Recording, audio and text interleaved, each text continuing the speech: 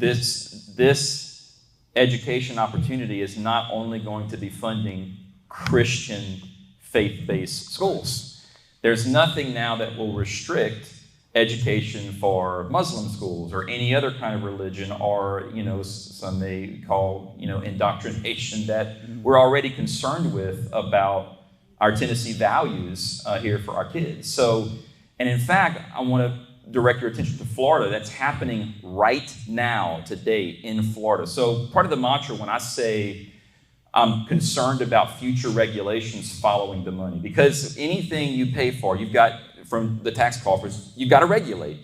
If you have an outcome expectation for that money, you have to regulate it. Okay, so right now in Florida, they're dealing with multiple instances that have now come to light, that came to light in the public because this one specific private school had invited this guest speaker who turned out to be a radicalized imam, and the things that were being discussed here at the school were not good. That got out.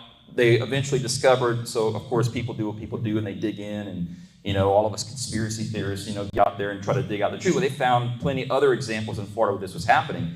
And so now the state is in a pickle because they're trying to figure out, well, how do we fix this?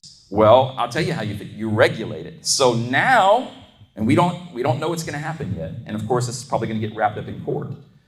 But you've got to figure out how to regulate their religious speech somehow, or you've got to figure out how to regulate their curriculum that they can pay for. And just so you know, in order to deal with the Muslim issue they now are finding themselves funding in Florida, whatever scheme they come up with to mitigate that is going to mitigate your freedom in everything else, because you can't discriminate. You've got to treat everybody similarly with your tax dollars. So this is the slippery slope now. It sounds great when someone says, well, by golly, we can fund Christian schools. That's just fantastic. We want to do that. Well, yeah, but just keep in mind, you're going to fund the other religious schools.